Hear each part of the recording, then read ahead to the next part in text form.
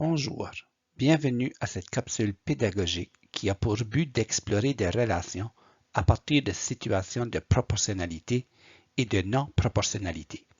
RAS 3.1 de la 6e, 7e et 8e année.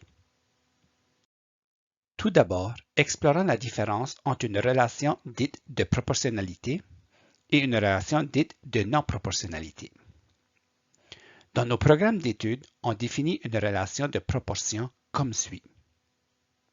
Une situation est dite de proportionnalité lorsque la relation entre deux quantités varie par un même facteur, que l'on appelle coefficient de proportionnalité. Tandis qu'une relation dite de non-proportionnalité est définie comme suit.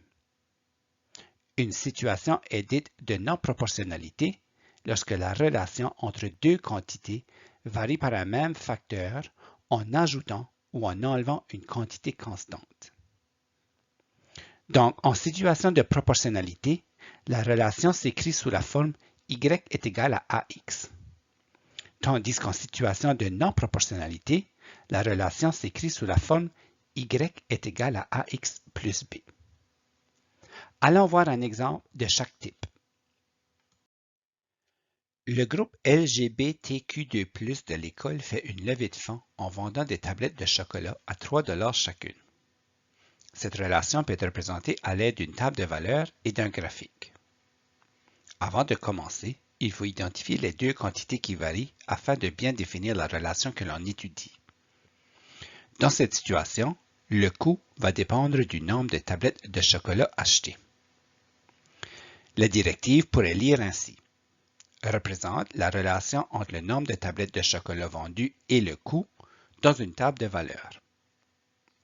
L'élève pourrait construire la table de valeurs suivante en indiquant les deux valeurs qui varient, soit le nombre de tablettes de chocolat et le coût. Donc, il pourrait placer dans sa table, pour une tablette de chocolat, le coût est de 3 $. Pour deux tablettes de chocolat, le coût est de 6 $. Pour 3 tablettes de chocolat, le coût est de 9 $.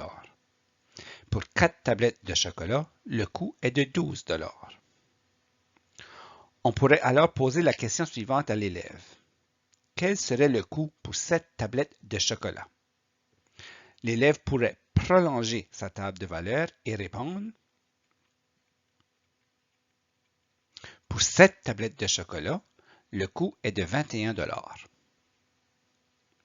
Le fait de prolonger la suite d'une relation pour trouver une réponse, on appelle ça faire de l'extrapolation.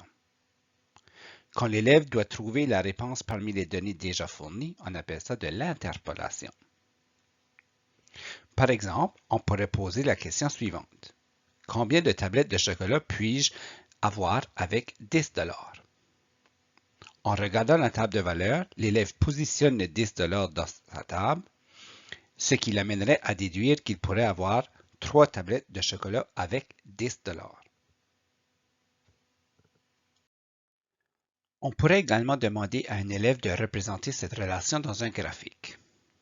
Il est important que le graphique comporte un titre et que les deux axes soient bien identifiés. L'élève peut partir d'une table de valeurs pour tracer son graphique ou tout simplement à partir du graphique. La table de valeurs n'est pas obligatoire.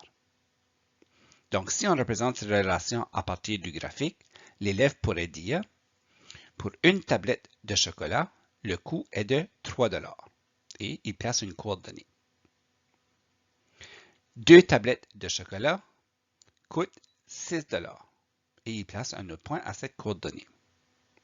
3 tablettes de chocolat coûtent 9 $. 4 tablettes de chocolat coûtent 12 $. Et ainsi de suite. L'élève peut également faire de l'interpolation et de l'extrapolation à partir d'un graphique. On pourrait poser la question. Combien coûtent 8 tablettes de chocolat? Pour trouver la réponse, l'élève peut prolonger le graphique en plaçant d'autres points.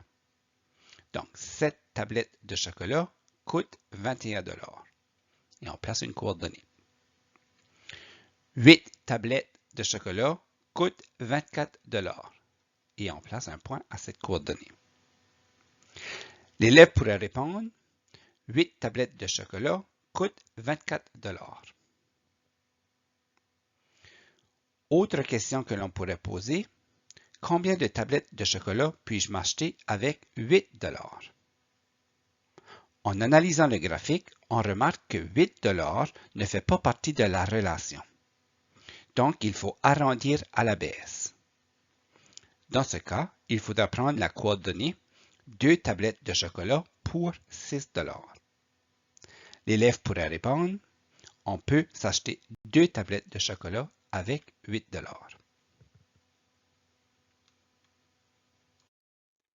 Voici un autre exemple.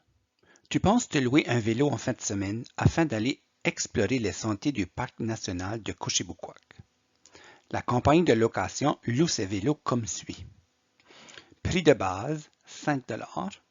Le taux horaire, 1,50 $ l'heure. Si la directive demande de représenter dans une table de valeur la relation entre le temps de location et le coût, l'élève pourrait construire la table de valeur suivante. Pour 1 heure, le coût est de 5 $ plus 1,50 $, ce qui donne 6,50 $. Pour 2 heures, le coût est de 5 $ plus 2 fois 1,50 $, ce qui donne 8 $, et ainsi de suite. Et si cette fois la directive demandait de représenter dans un graphique la relation entre le temps de location et le coût, l'élève pourrait tracer le graphique suivant. Pour 1 heure de location, le coût est de 5 $ plus 1,50 $, donc 6,50 $. Pour 2 heures de location, le coût est de 5 $ plus 2 fois 1,50 $, ce qui donne 8 $. Et ainsi de suite. Comment fait-on pour reconnaître une situation de proportionnalité d'une situation de non-proportionnalité? Prenons l'exemple de la levée de fonds. D'après la table de valeurs, on peut voir que la régularité de cette suite est on ajoute toujours 3 $ de plus à chaque terme en allant vers la droite. En utilisant cette régularité, mais cette fois vers la gauche, il faudrait enlever 3 $. Donc, pour 0 tablette de chocolat, le coût est de 0 $. Puisque la coordonnée 0, 0 fait partie de cette suite, la situation est dite proportionnelle. Pour l'exemple de location, en regardant la table de valeurs et sa régularité, on voit bien que pour 0 heure, il y aurait tout de même un frais de 5 $. Donc, la coordonnée 0, 0 ne fait pas partie de cette relation. On peut arriver à la même conclusion en regardant les graphiques de ces relations. Dans le cas d'une situation de proportionnalité, en prolongeant la régularité, on remarque qu'un point tomberait sur la coordonnée 0, 0.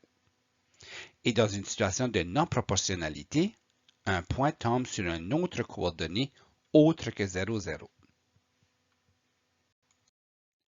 Comme conclusion, on pourrait dire qu'une relation de proportionnalité est lorsque la coordonnée 0, 0 fait partie de la relation, tandis qu'une relation de non-proportionnalité est lorsque la coordonnée 0, 0 ne fait pas partie de la relation. Le but est de présenter une variété de contextes signifiants aux élèves afin qu'ils puissent les représenter à l'aide d'une table de valeurs et d'un graphique. Ceci termine cette capsule pédagogique. Espérons qu'elle a su vous aider à faire la différence entre ce qu'est une relation de proportionnalité et de non-proportionnalité.